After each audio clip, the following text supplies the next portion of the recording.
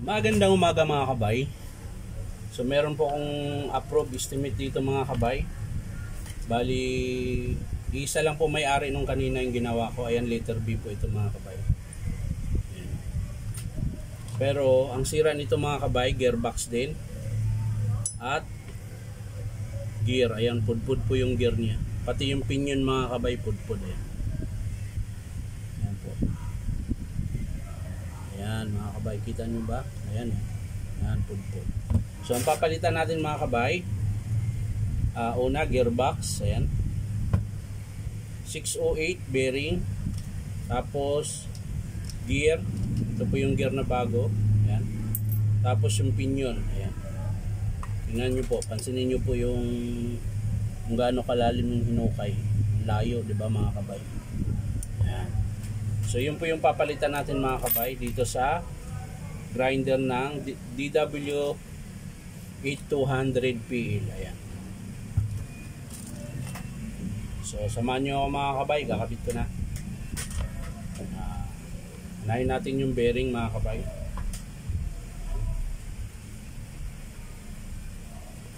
I-press muna natin yung bearing mga kabay. Ito, unahin natin ito. Ayan.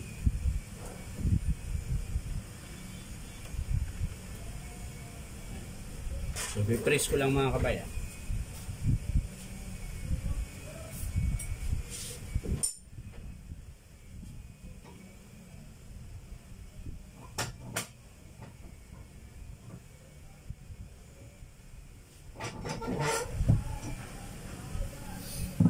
So, ayan na mga kabay. Na-press ko na. Bali, kakabit natin yung tatlong screw. Ayan mga kabay. Kung nakikita nyo, meron pong tatlong screw dyan sa malapit sa bearing. Ayan. Ayan po yung kakabitan natin ng screw. Ayan. Ayan.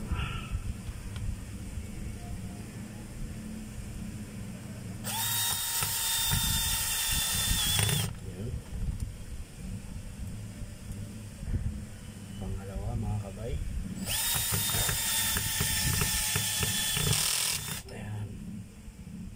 At syempre pangatlo.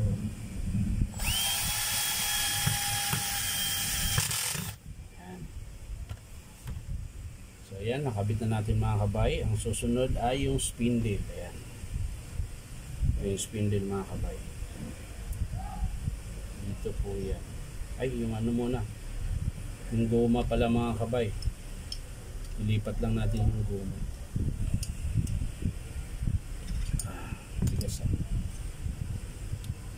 Yun. Dito po yan mga kabay. Yan. So bago yan, eto muna. Yan.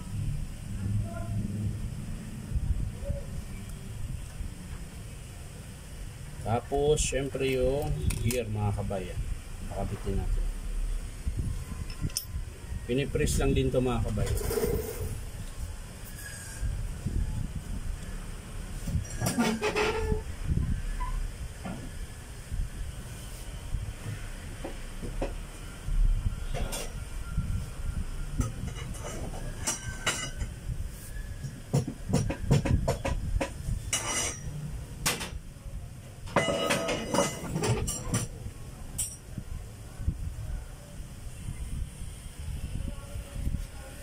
So ayan na mga kabay, nakabit ko na.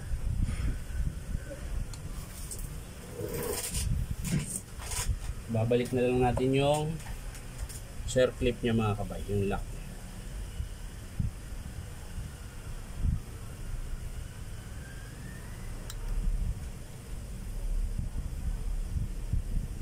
Ayan.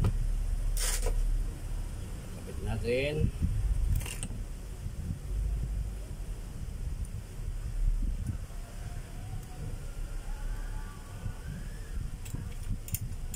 Yun, ayos na mga kabay. Nakabit ko na yung lock. So, pipigayin lang natin ko konti. Ayan.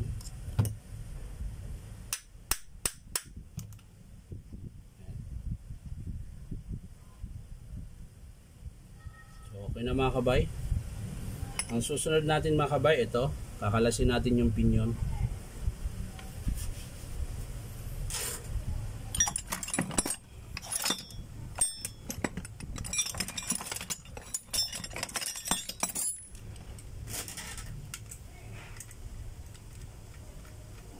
Nagkalas kayo ng ganito mga kabay, bali ipitin mo lang ng vice grip to. Pero yung tamang-tama lang mga kabay para hindi ano yung bakal.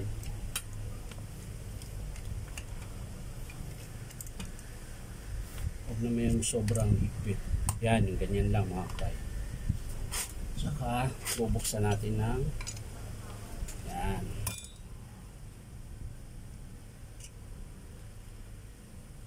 Yung 608 mga kabay, papalitan din natin. So kailangan natin kalasin to. Yan.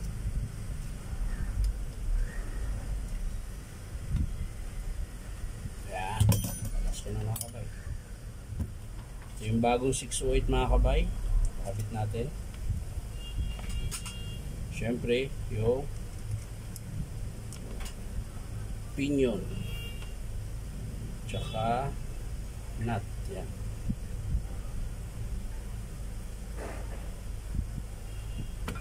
So ipitan natin mga kabay. Yan. Yan. Ayos na mga kabay.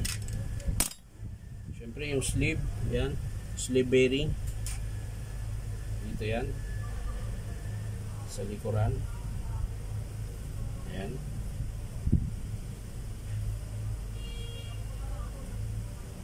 So ayan na mga kabay, bago na yung pinyon, bearing, sleeve. Yan. Nakabit na rin natin yung gear, yung pinaka gear nya, tsaka spindle, pati gearbox. Yan. So yan, bubuuin na natin mga kabay. Yan. So yan, una ito mga kabay, sasalpak natin yung armature.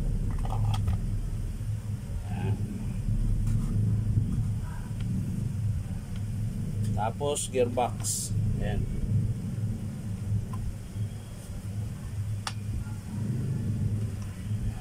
Tapos i-screw natin mga kabay.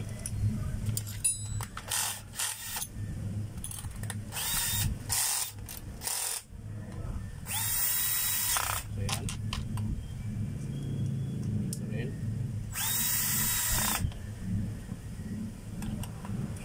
Dito.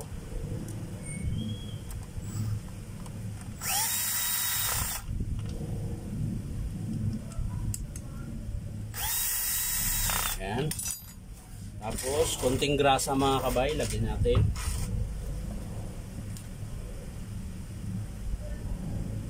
Ayan. Konting-konti lang mga kabay.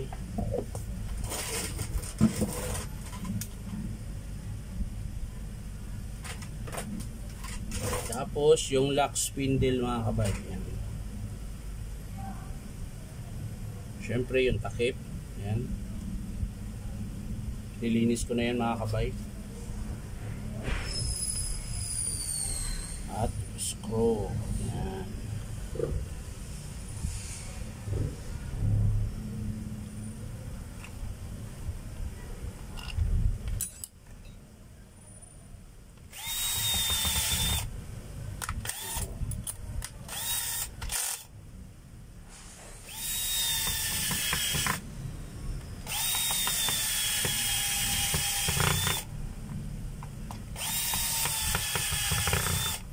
Sa mga kaibigan ko pala dyan mga kabay at sa mga kakilala, baka naman pwedeng pakisubscribe yung YouTube channel ko mga kabay.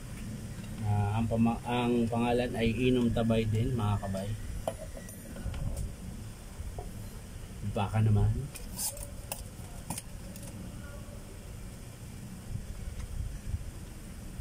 May kapigpitan po. Pudpud na yung gamit ko mga kabay.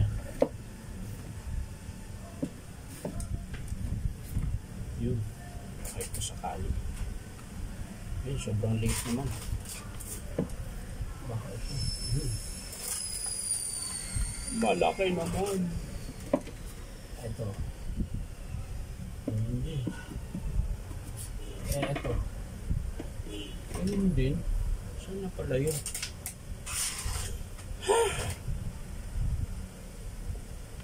So, ito pala. Yun, sakto mga kabay. Medyo matigas kasi ito mga kabay dahil bago yung gearbox. Kaya yung dulo nung panghigpit ko napudpud lang. So kailangan natin mano-mano para sabay diin. Ayan.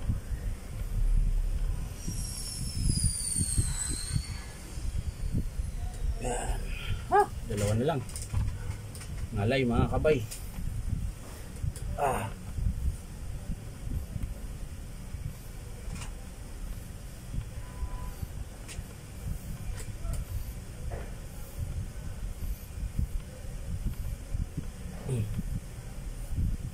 Yan. Woo!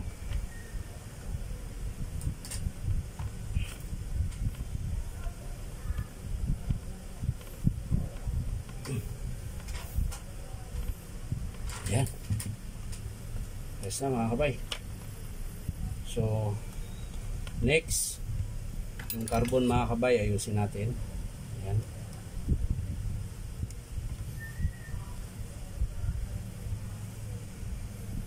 Para matapos na tayo.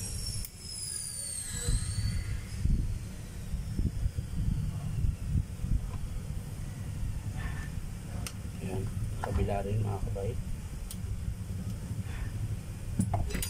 Tailong nose.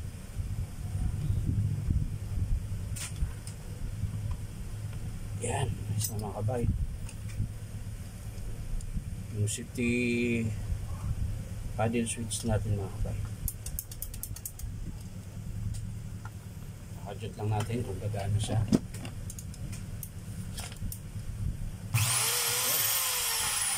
Lagi sa akin mga kabay.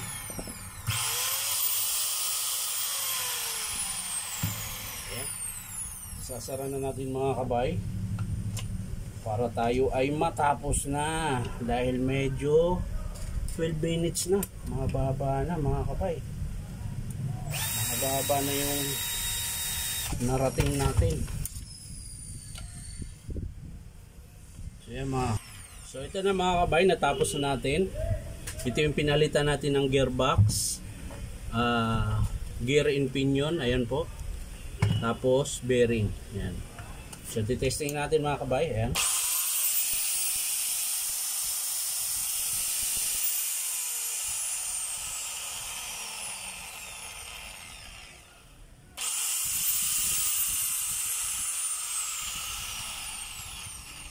So yan lang mga kabay, maraming salamat sa panunood at pa-like and share na rin po. At syempre, paki-subscribe na rin po ang aking YouTube channel na Inom Tabay. So yan lang po mga kabay, maraming salamat. Bye-bye.